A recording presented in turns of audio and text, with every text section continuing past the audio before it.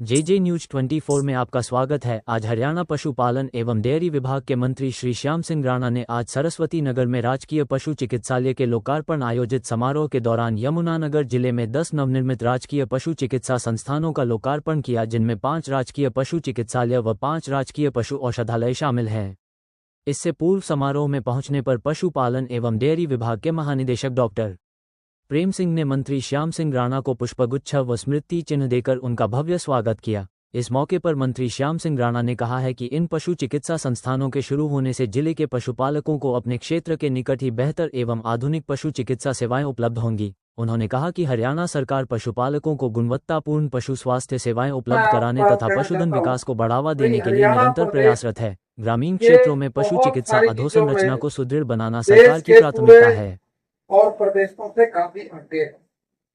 एक तो मैं आप कहता हूँ पशुधन के अंदर यहाँ की जो नस्ल है उसमें सबसे बेहतर, और इस पशुधन की वजह से हमारे गांव की अर्थव्यवस्था मजबूत होती है। ये इसका रख रखाव हरियाणा प्रदेश के अंदर एग्रीकल्चर खेती बाड़ी के अंदर आता है। ये महकमा पशुपालन और इसके साथ साथ बागवानी भी है, इसके साथ मच्छी पालन भी है और इसी तरह से खेती बाड़ी भी है। तो ये किसान की आमदन कैसे बढ़े, ये बात हरियाणा सरकार अपने किसान के लिए प्रयास कर रही है। अभी वो पशु पाले, उसका कोई बीमार हो जाए तो उसको दूर ना जाना पड़े, उसका अस्पताल उसके गांव के आसपास हो या गांव में हो या गांव के आसपास हो। तो ये औषधालय चिकित्सालय आज ये 10 बने हैं, जिनका उद्घाटन आप अभी थोड़ी देर पहले किया और इसके बारे में डॉक्टर प्रेम जी ने इसको एक्सप्लेन भी किया भाई किस पे कितना खर्चा होया।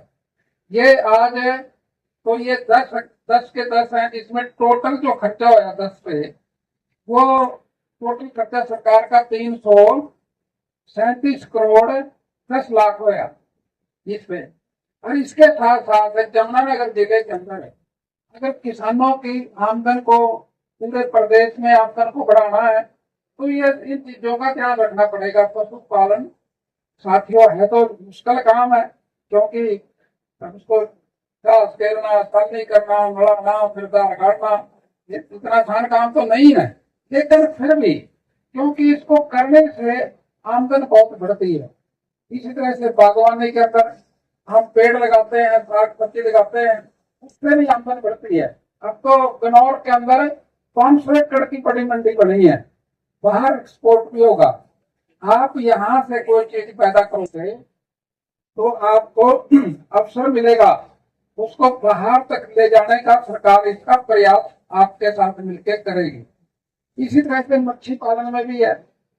मच्छी पालन में ग्रोथ बहुत है, आमदन बहुत है, इसलिए साथियों सरकार कोशिश करती है कई पशु पाले स्कीम जो अभी डॉक्टर साहब ने प्रेम जी ने जो दी है, पेड़ बकरियों की भी स्कीम है। अब इसके अंदर भी काफी ग्रोथ है, लेकिन वैसे जो भी काम जिससे आमदन होती हो उसको करने में कोई दिक्कत भी नहीं है। अब जमीन तो सारी दुनिया में फिक्स है, कितनी बात करते के टाइम में नहीं दुनिया पर जमीन रबड़ तो है नहीं, ये बढ़ जाएगी, फिक्स है सारी दुनिया में। लेकिन इसमें अब सिस्टम जो है खेती बाड़ी का वो बदलाव आया। पहले तो हम साथियों पुराने जमाने की बात है 65-66 के देश के अंदर फूड प्रॉब्लम थे और PP18 गेहूं आई थी, लाल लाल से कुछ साथियों को शायद पता होगा, और उसके साथ में दूसरी का बीज भी आ गया था। यानी कि हिंदुस्तान है तो कृषि प्रधान देश, यहाँ सारी दुनिया में सबसे ज्यादा समतल एरिया है। हमारे से देश तो काफी बड़े हैं, लेकिन खेती बाड़ी का जो एरिया है वो इन से ज्यादा है। लेकिन फिर भी यहाँ हम 60-70-80 साल के करीब देश की आजादी को हुए हैं। 60 साल एक सरकार एक ही पार्टी का राज रहा लगातार। लेकिन साथियों हम खेती के अंदर आत्मनिर्भर बनने में टाइम लग गया। हमको किसान की सरकार इतनी फसलों का भी ध्यान रखती है, MSP तय करते हैं, MSP पे ना मिले तो फिर उसको भाव अंतर मिलता है। और इसमें अनाज के साथ साथ है बागवानी की 22 फसलों के भाव MSP तय कर दिए सरकार ने।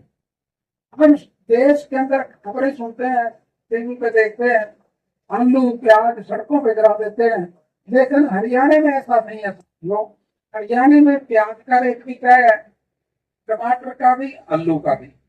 अगर उस रेट पे नहीं बिकता तो कर देती है।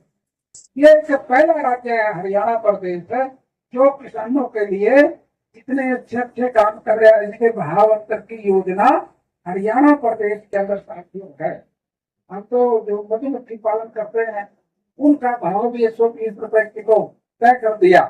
अगर उस पर नहीं बिकेगा तो कहाँ अंतर मिलेगा। तो इसलिए आज मुझे इस बात की बड़ी प्रसन्नता है कि अपने यहाँ बस्ती नगर के अंदर आज हमने 5 चिकित्सालय, 5 और औषधालय, ये 10 का हमने आज पूर्ण किया, यानी कि पब्लिक को समर्पित कर दिए। इसलिए ये बड़ी खुशी की बात है साथियों आप अपने जिले के लिए। और कहीं भी कहीं जरूरत पड़ेगी हम साथियों फिर तैयार हैं। कोई गाँव का आदमी इस बात को महसूस करता है भी मेरा रह गया, मेरे आसपास पड़ोस में रह गया, वो एप्लीकेशन दे, हम उसकी मदद करेंगे, उसका भी ख्याल रखेंगे, उसको भी बनाएंगे। और साथियों आप लोग सब, मैं 1 घंटा 2 घंटे लेट आया क्योंकि आज प्रोग्राम पंचकूला में भी था और फिर एक प्रोग्राम यहाँ बलवंत जी के फार्म पे था और एक बिलासपुर में था। थोड़ा थोड़ा लेट हो गए तो काफी लेट हो गए, इसके लिए मैं क्षमा मांगता हूँ। आपने मेरी बात सुनी, आपका बहुत बहुत धन्यवाद। जय हिंद, जय भारत।